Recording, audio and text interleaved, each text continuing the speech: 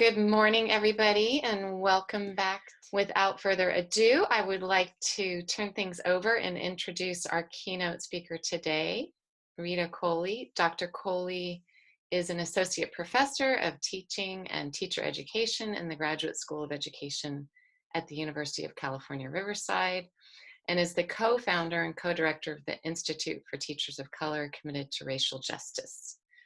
Her research examines the professional experiences and well-being of teachers of color as it is impacted by racism and racial justice work. So thank you so much for taking the time to be with us today, Rita. Really looking forward to this. So I will turn it over to you. Thank you so much, Lisa. Good morning. I am so honored at the opportunity to share some of my work and to build upon some of the conversations that you've been having on race and teacher education. I had a chance to see Dr. Howard's keynote yesterday, and I'm excited in the ways in which I can build from some of the dialogue that was happening. So today I am going to, there are going to be a few moments in my talk where I'm going to ask for you to respond in the chat, where I'm going to stop sharing my screen and I'm going to have you all kind of use your camera to answer a certain question, and at the end we will be in breakout groups. So I know that sometimes when we're on webinars, we're like doing the dishes and folding laundry during the pandemic. And so I just want people to be ready and aware that there will be some moments here where I'm gonna ask for some participation. So I'm gonna talk today about fostering a healthy racial climate in teacher education, but really where I want to start is thinking about the experiences of teachers of color that come through our programs. And so I'm going to share, I'm going to start with a story about a teacher candidate from a California teacher education program. I'm going to share several stories from different teacher education programs. And so I want us to listen from an open place and not wonder, was this my program? So this is about a story about a teacher candidate named Carla. So Carla was born in Mexico, but resettled with her family in a small rural town in California when she was 4 years old. Throughout her education, she went to a school with a significant population of Latinx students, but she never had a Latinx teacher, and the predominantly white teachers she did have viewed her family and community through a deficit lens, and even ridiculed her parents. In college, she took a few education classes that helped her problematize her educational journey, and she decided to become an elementary teacher. She said, "I wanted to be the teacher who would understand my students and the inequities going on in the school. I wanted to be that teacher I never had." Once in the credential program, Carla quickly realized that it was not providing the tools she needed to be the teacher she envisioned.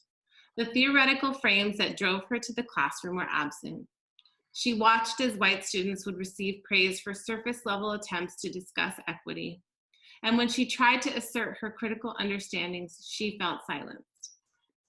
In her student teaching placement, Carla shared how she had to sit through lectures that neglected students' realities and identities, but her guiding teacher was upset that Carla was not following her modeling in the classroom.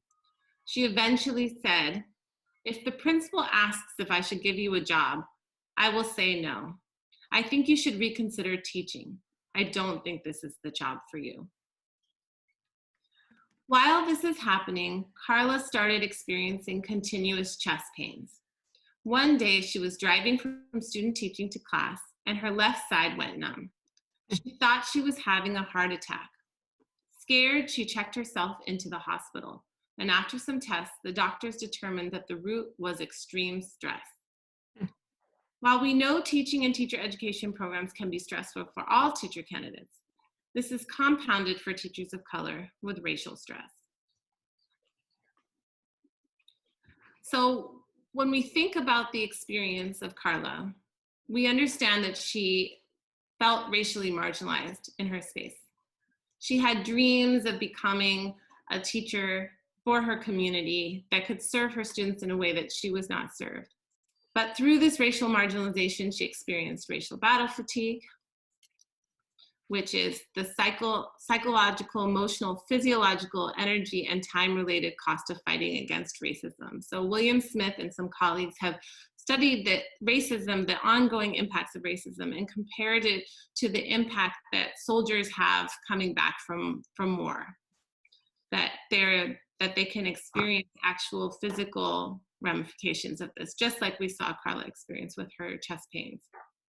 And it can also lead to professional push-out, where students are being, teacher candidates or teachers are being systematically forced out of the profession due to the lack of support, encouragement, or an inclusive environment.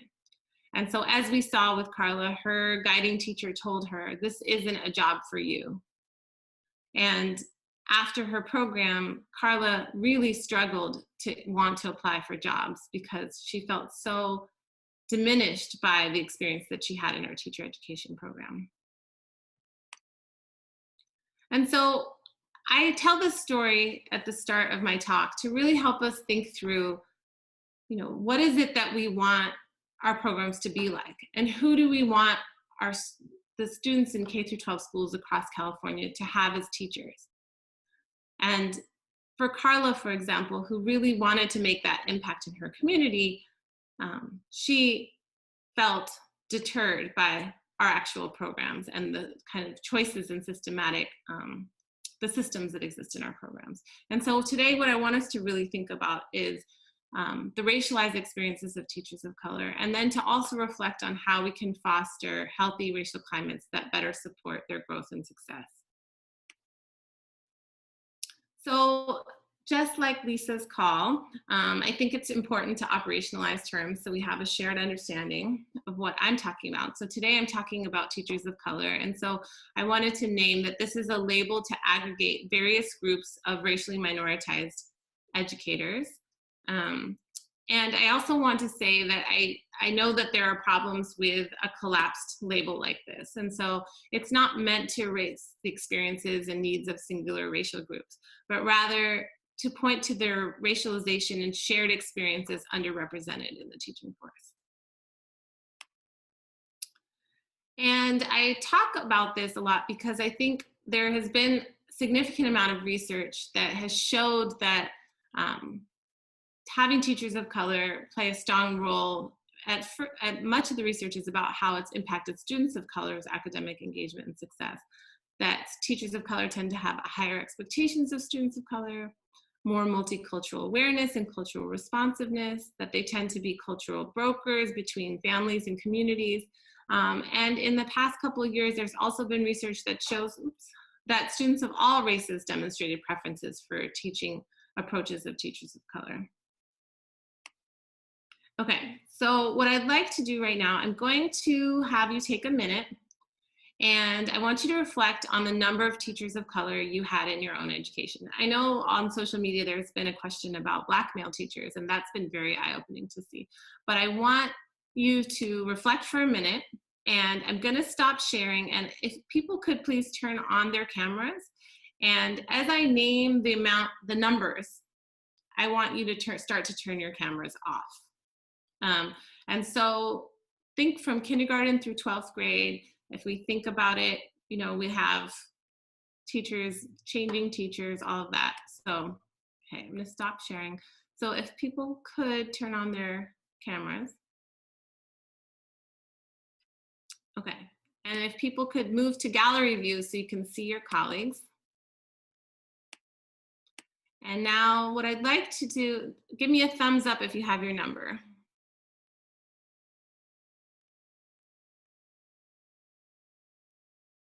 All right, so let's look for a minute. If you had at least one teacher of color, please leave your screen on. And if you didn't, turn it off. 2. I see some turning off. 3.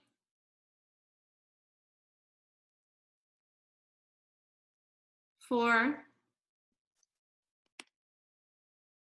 5. 6.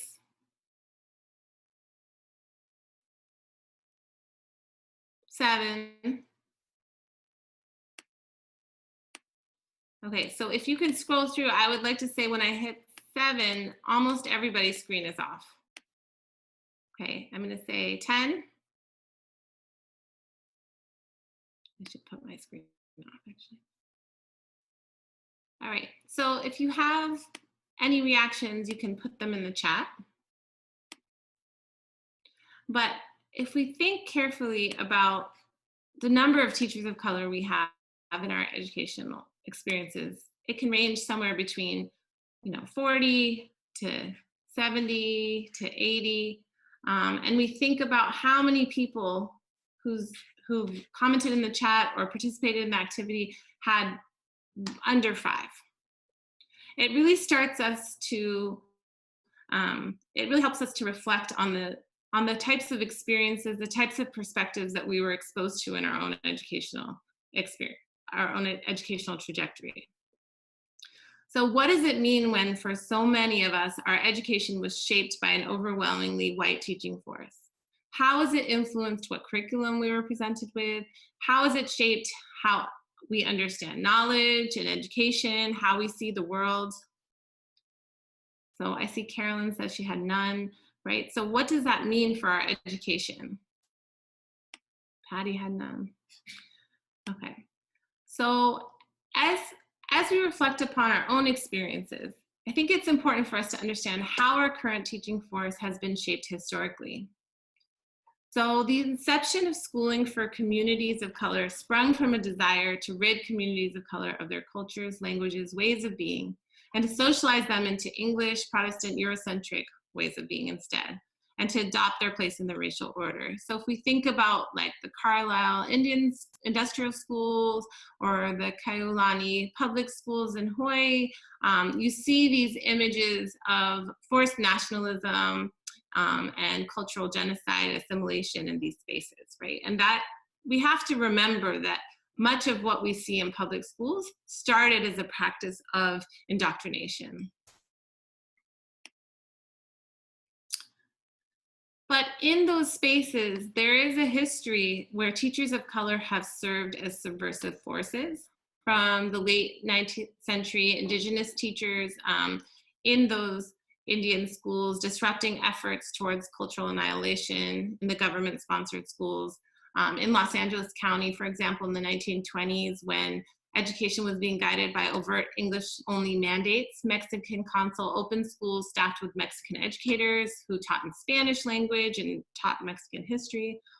And during segregation, there were also numerous accounts of African-American teachers who supported, cared for, and engaged the young of their community with high expectations. And so with the call for legal integration, white families feared their children would be educated by non-white teachers. So Brown versus Board of Education was one of those legislations that has shaped, the diversity of the people on this call itself, right? There are a lot of important gains that have come from it. But one of the side effects that we rarely consider is that because of this fear of children being educated by non-white teachers during integration across the South, African-American principals, teachers, counselors, coaches, band directors, cafeteria workers were harassed, bullied, demoted, or fired. By 1964, at least 45% of Black teachers had been fired or pushed out of schools. So I want us to reflect on that almost half. So after Brown versus Board of Education, almost half of Black teachers across the country had been fired or pushed out. And so I think that it's always really important for us to understand how we got where we did and what kinds of history shapes that. So now we're in a context where the majority of students in US public schools are students of color. So if we look here, we had this decline in white students where in fall 2017, we were at 48% and moving towards just 44%. And while our teaching force is also diversifying, it's not diversifying at the rate that our student population is diversifying. And so we're seeing this widening gap. And when we think about California, we think many of us, I mean, I live in Los Angeles County where there are a lot of teachers of color, and people really think, California may be different, but I want us to also note that in California, there are still these demographic disparities from student to teacher.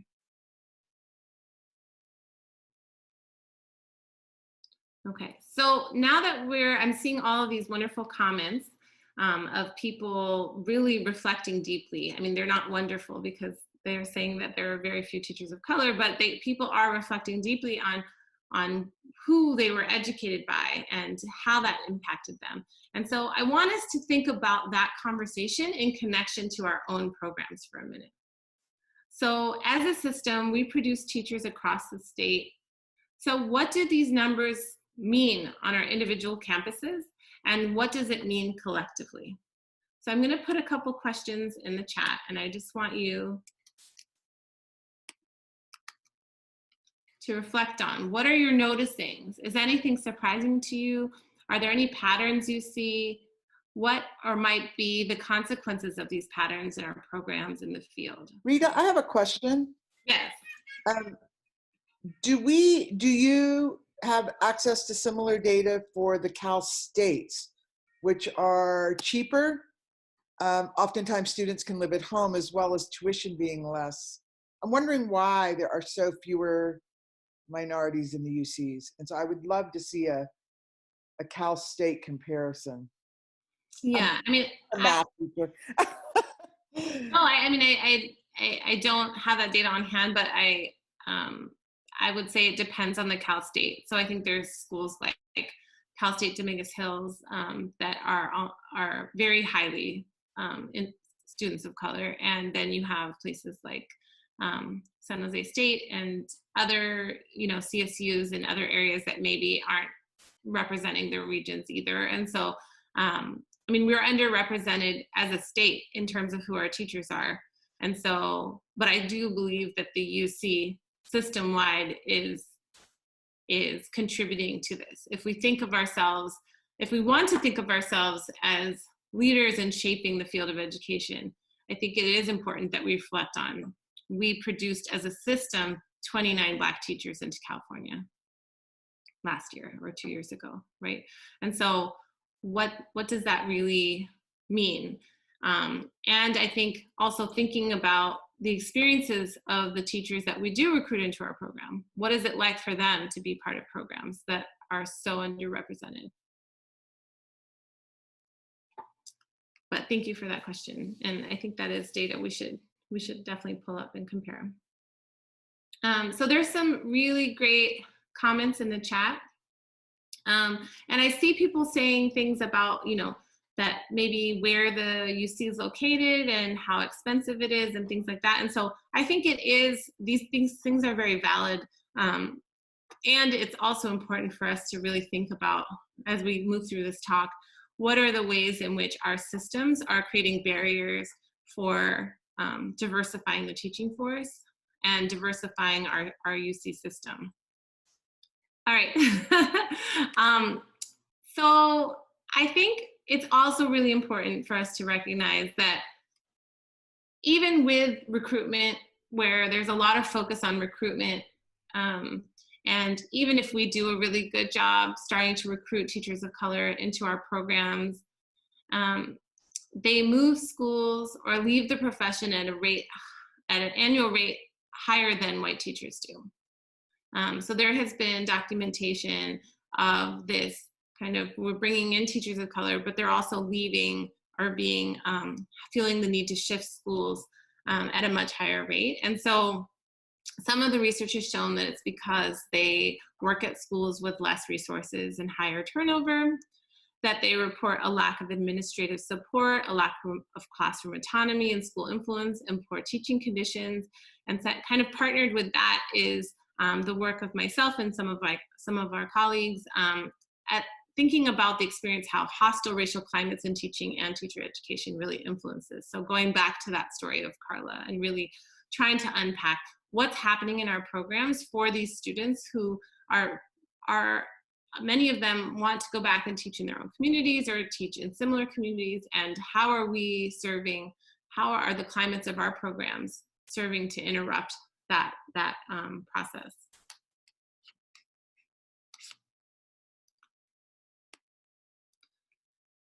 So I wanted to know, thinking about all of this, and recognizing that we're talking about a predominantly white profession. And when we think about higher education or medical school or the legal field, there is a lot of research that shows that entering predominantly white professions as minoritized people has a deep impact, and people can experience a lot of racial harm. And the same is, in my research, I found that the same is true for teachers of color. So despite working in communities of color where they're serving families and students that reflect them or are also racially minoritized, you have a system that is steeped in whiteness. You have a profession that is predominantly white. You have administrators that also reflect those demographics. I think somewhere between 70 and 80%. 85% of administrators are also white and monolingual, right? And so we're having this disconnect where we're seeing recruitment efforts that are leading to this kind of attrition anyway. And so I wanted to understand, how do we prepare teachers of color to actually navigate and thrive? And so I did a study with some veteran educators of color who had demonstrated social justice leadership in their classrooms. And I just wanted to share a little bit of my findings here. That out of the teachers that I talked to, half of them said that they went to programs kind of like Carla, where they felt alienated as someone who was committed to justice, who was a teacher of color. So you have the experience of Lisa, who was a Filipina high school English teacher, and she was reflecting on attending a credential program in Southern California. And she said, people who had no idea what I was about or what I wanted to do were choosing all these things and lecturing. It's like, I don't value the same things that you value as an educator. I don't have the same experiences that you have as an educator. Issues that interested me of why I wanted to become a teacher weren't brought up at all. It wasn't at all anything that I believed in terms of what I wanted to teach. I just kind of had to get through the work, right? And I know these are hard stories to hear because we care so much about what we do and we put so much into what we do, but I think it's really important that we pause and we listen to how the way we've shaped our climate is landing for some of these teachers. Carrie, who is a Black high school social studies teacher, also attended a Southern California teacher education program. And I promise these are not all my program or even any of them. So I just want to make sure that we understand these are universal themes that I was seeing across a lot of the programs across California. So Carrie says, my program would not talk about social justice. It was almost like a secret thing. So I wore a mask. I just saw someone in the 1960s talk about Du Bois and talk about how the African American always straddles two fences. I had fallen for the belief that I'm supposed to wear two hats, two faces. Back then, I did a lot of crying in the bathroom stalls, right? So when we think about those numbers, where we're looking at the numbers of Black students, 29 Black teacher candidates across the UC, and we have Black teacher candidates who are crying in the bathroom stalls, right? We are failing as a system in terms of what we're trying to do to create diverse and reflective teaching forces, right? We have to do better. And what was interesting, I think, in my own research that surprised me as well is that I knew that there were moments and programs where teachers of color felt marginalized from those spaces.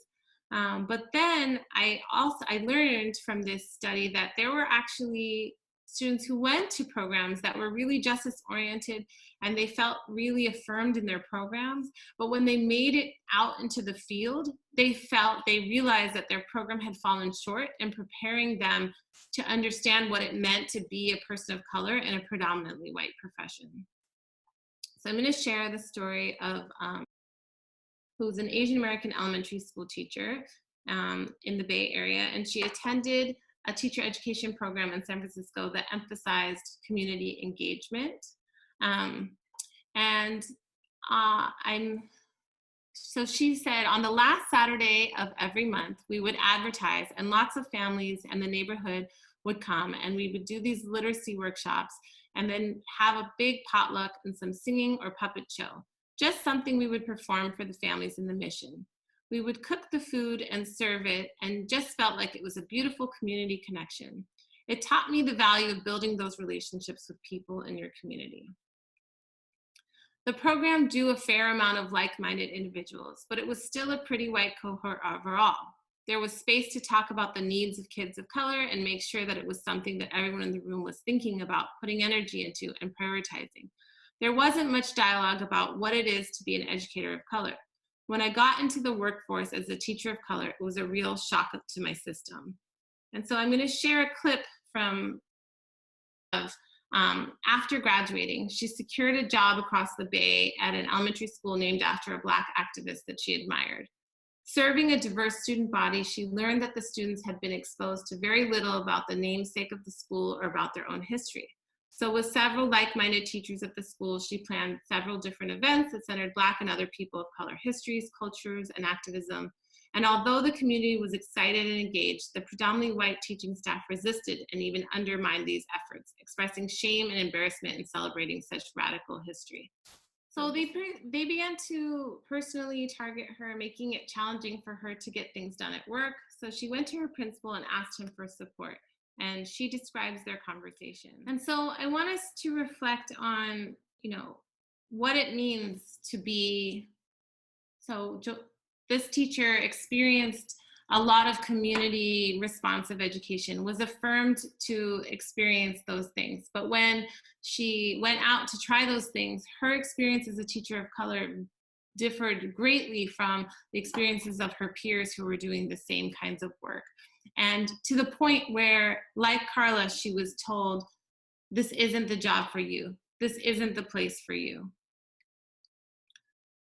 And so what I found was that many of the teachers of color across my research experienced these same struggles and ended up pushed out of their schools or their profession.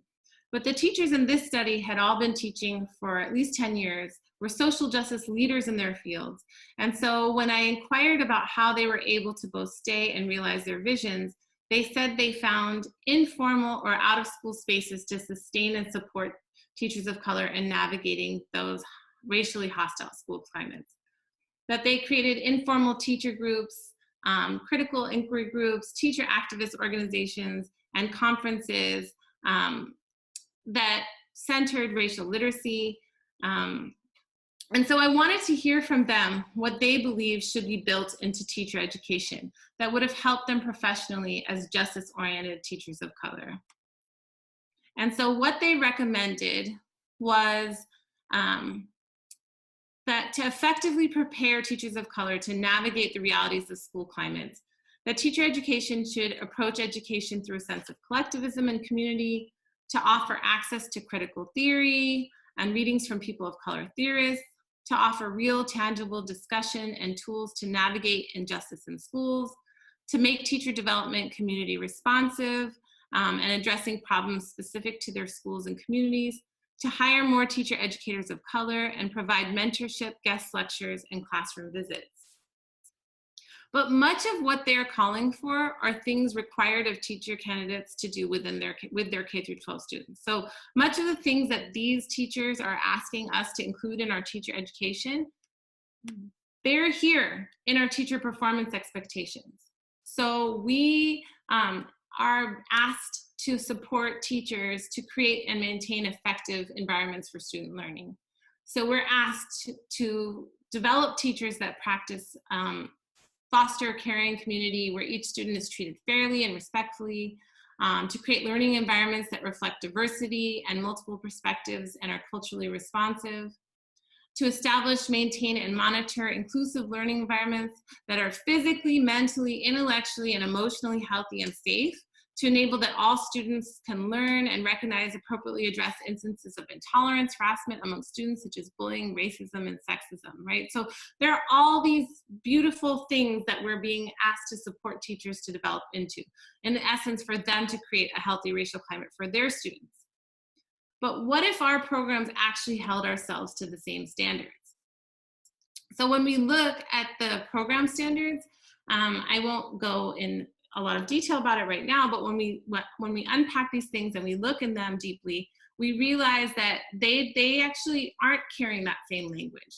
They don't have the same kinds of, we aren't held to the same standard of creating positive, healthy racial climates. And so I am part of a C-Turin funded collective that is between UCLA, UC Riverside, and Cal State Fullerton. And Darlene Lee, who I know did a great workshop yesterday, and Emma Hipolito, who's the director of the teacher ed program at UCLA. We're both part of that, who are with us today. And we work together with, as teacher educator scholars and practitioners with higher education scholars to create a model for what does a healthy racial climate in teacher education look like. And so what we define it as is culturally sustaining space where all members strengthen their racial literacies and exercise agency to promote racial justice at individual and institutional levels within all contexts of the program. And so again, going back to Lisa's call for us to define things, I want to explain a little bit what I mean by racial literacy. And so I think sometimes we get into this habit of like, people are down or they're not, they're woke or they're not, they're conscious or they're not. And I want to disrupt that idea and really think about racial literacy as a skill and a practice and something that comes from the work and reflection. But it's possible for people to get there, right? And so what this is the ability to probe the existence of racism and examine the effects of race in institutionalized systems on their experiences and representation in US society. So we need racial literacy to disrupt and transform the social, historical, and political climate. And so what we're calling for is a racial literacy on both a programmatic level and on individual levels of people in the program. Oops, sorry, it's going that way. And so Alison Scarrett has developed this kind of continuum for racial literacy, and her research is with English teachers, but I think it applies also for us as teacher educators and supervisors. When teachers feel discomfort or fear to talk and teach about race, their opportunities and their students' opportunities to develop racial literacy are restricted. And so this is that kind of apprehensive where we're stuck in a place of fear. And then along the continuum is this notion of incidental racial literacy, which is we don't proactively talk about race and racism, but if those conversations come up in class or in moments, then we'll respond to them. But still, that what Alison Scarrett is pushing us towards is this kind of sustained and strategic approach to racial literacy. So when these things are actually embedded in instruction proactively, that race serves as a diagnostic tool that guides teachers' curriculum and instructional philosophies and practices. And so it's deeply embedded into the pedagogy and the lens through which they're understanding schools. And so really thinking about how do we move our programs to a place of sustained and strategic racial literacy, and how do we as individuals get there? What is the type of work that we need to do to ensure that we have the capacity to be able to name, understand, respond, disrupt the racial harm that we're seeing in our programs, and how are we supporting our students to get there as well? And so our model builds from higher education, and Sylvia Hurtado from UCLA developed with colleagues this model that helps us look at the organizational structure.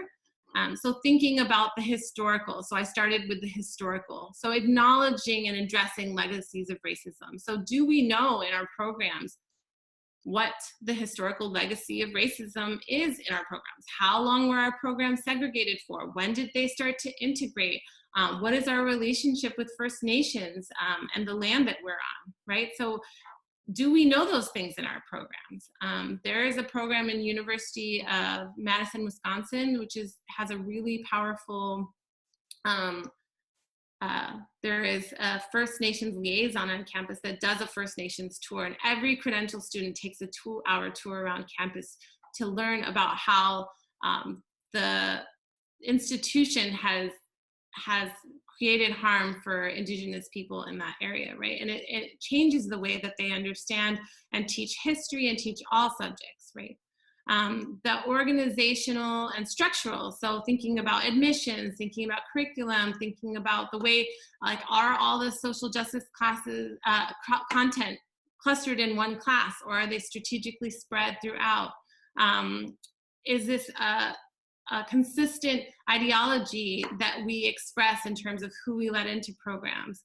The compositional part of this is not just how do we have people of color in a program, but how do we have a critical mass of people of color, and how do we have a critical mass of particular groups, right? If we go back to that UC data and we see that there was one Black teacher or one Indigenous teacher, that is not critical mass for that racial group or for that person, right? So what is that experience like for them? So how do we move towards having a critical mass in our programs? And then thinking about the interactions. How do the interactions create a climate in our program, right? Are there the peer interactions, the supervisor and teacher educator, instructor guiding teacher towards teacher candidate, all those different ways that their students are experiencing the program? What do those, are those purposeful engagement that reflects and promotes racial literacy? And then the psychological tool, right? So think the dimension, thinking about how this impacts teachers of color. How do they feel? How is their well-being supported? So going back to Carla and really thinking about, what if we were to name and go through these different dimensions, what is she experiencing? And that psychological and physical toll was really toxic and harmful, right? So we're moving to a place where teacher candidates of color feel supported. And so what I'd like for us to do right now is I have some questions that relate to the model and the article that our collective created. And I want to send you into breakout groups to take about 10 minutes and reflect on, there's a lot of questions here, but you can read them through and maybe pick one or two to reflect deeply on and discuss with each other. Welcome back, everyone. As you're coming back, if you want to type something in the chat around just maybe one meaningful thing that came from the conversation that you had.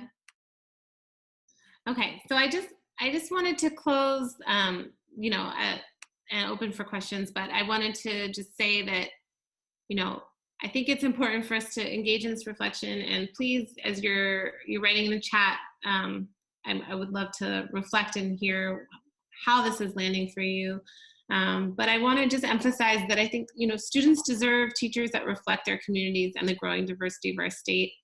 And teacher education programs have a role in disrupting the demographic divide and systemically supporting the growth of diverse teaching force. We have agency, right? We have agency to shape what our admissions process are and who becomes teachers. We have agency to shape what those programs look like, how students of color experience those programs, how we're preparing them realistically to understand a lot of the challenges that Dr. Howard was talking about yesterday. And I know a lot of the questions that I had you reflect on today were related to his talk as well. And that as supervisors, you have agency and an important role in shaping the racial climate as well. So I wanted to open it up. Reading the chat, but open it up and see if anyone had any quick questions before we end. Do you have an example of a program or things that have done that really work? Anything that you could share with us in that regard? Yeah, I mean, I think I shared an example of the University of Madison, Wisconsin. I think that's a really powerful model of kind of addressing the historical dimension. I think UCLA's program, where I know Emma and Darlene and others who are there will not always, they're always still striving for something better, but I believe that there's a lot that they're doing there. I think that there's a lot we can learn from the model of our colleagues there in terms of how they've really transformed, even since I was a supervisor there, the demographics of the program, the ideological commitments of the program. And so, I think that in our system, that's a great resource. All right, thank you so much. I know there are a lot of good comments in the chat, so maybe we'll just leave that open for a minute, but I wanted to say thank you again for taking the time today, Rita. We really appreciate it.